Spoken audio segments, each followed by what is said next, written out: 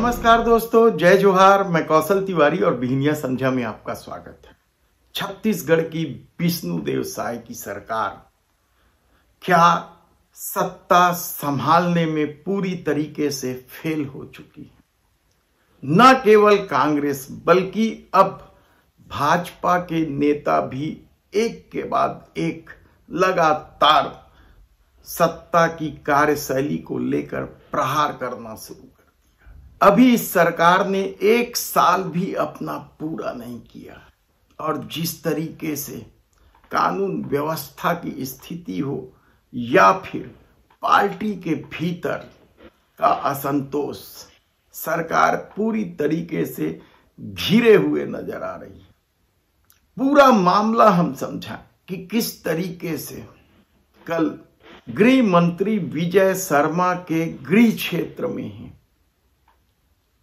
रेत माफियाओं ने आतंक मचाया।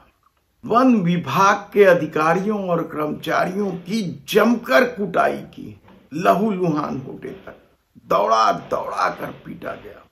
किस तरीके से राजधानी में एक पुलिसकर्मी की ही पिटाई कर दी गई। कहां है कानून व्यवस्था? अपराध कम होने के तमाम तरह के दावे कहां गुम हो गए?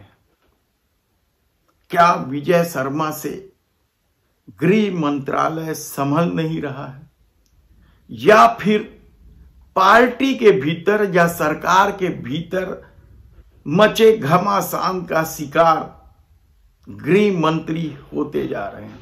ऐसे कई सवाल है, लेकिन आज इस पर हम चर्चा करें उससे पहले बता देते हैं कि कोयला परिवहन लेवी वसूली के मामले में गिरफ्तार प्रदेश के पूर्व मुख्यमंत्री भूपेश बघेल के तत्कालीन उप सचिव सौम्या चौरसिया को जमानत मिल गई।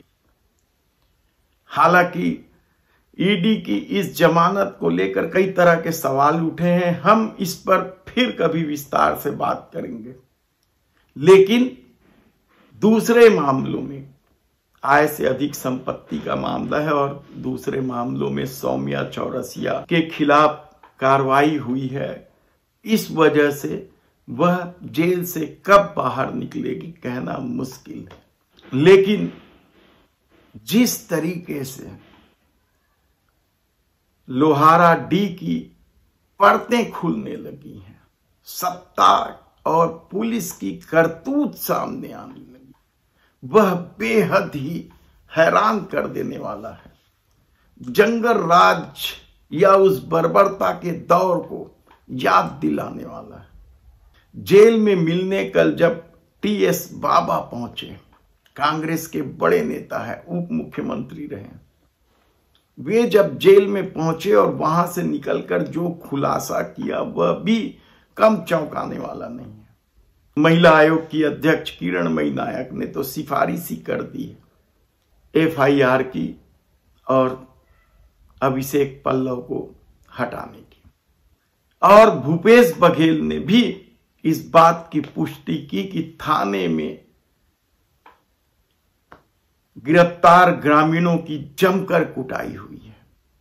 और अब कांग्रेस के वरिष्ठ नेता टीएस बाबा भी जेल से दौरा करके जब बाहर निकले तो उन्होंने बताया कि किस तरीके से जो लोग उस गांव में नहीं थे घटना के दौरान, उन लोगों को भी ढूंढ ढूंढ कर पकड़ा गया।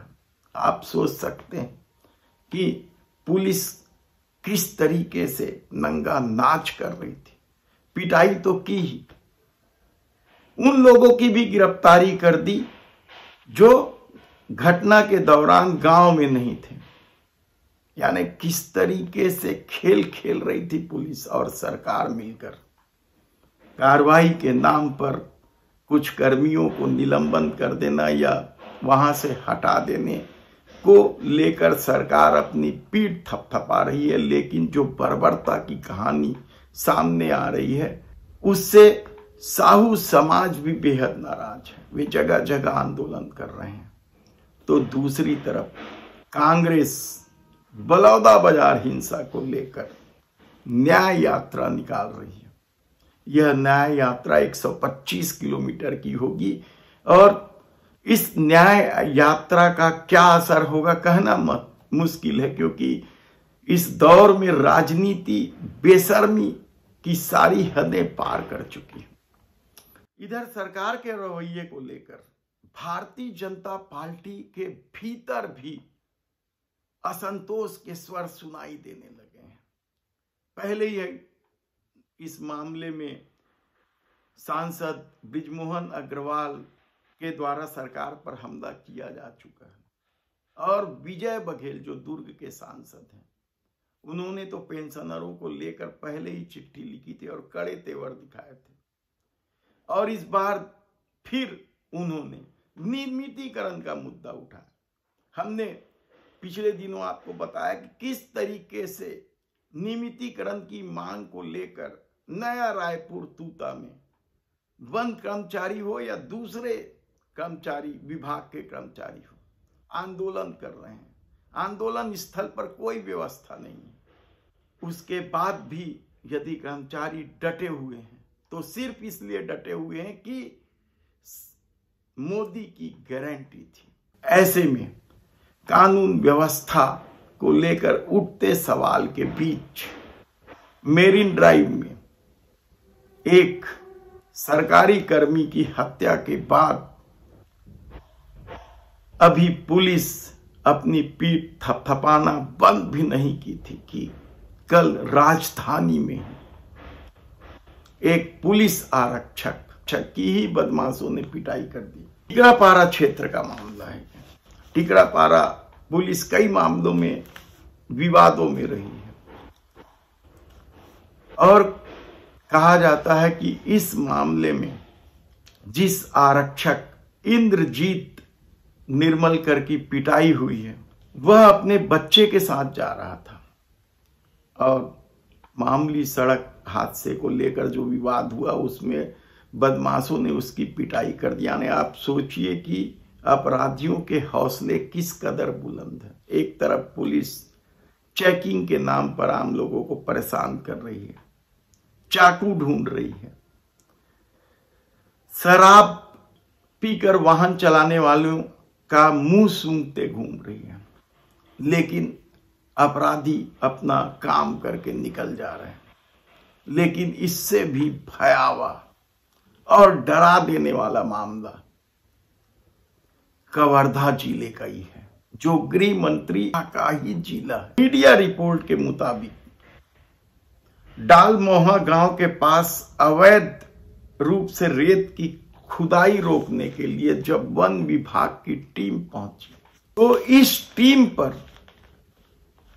रेत माफियाओं ने हमला कर दिया और अधिकारी तो किसी तरीके से भाग गए, लेकिन 2 रेंजर उन रेत माफियाओं के चंगुल में फंस गए और उसके बाद उन्हें दौड़ा दौड़ा कर किस तरीके से मार कुटाई की गई है हम वीडियो दिखा नहीं पाएंगे।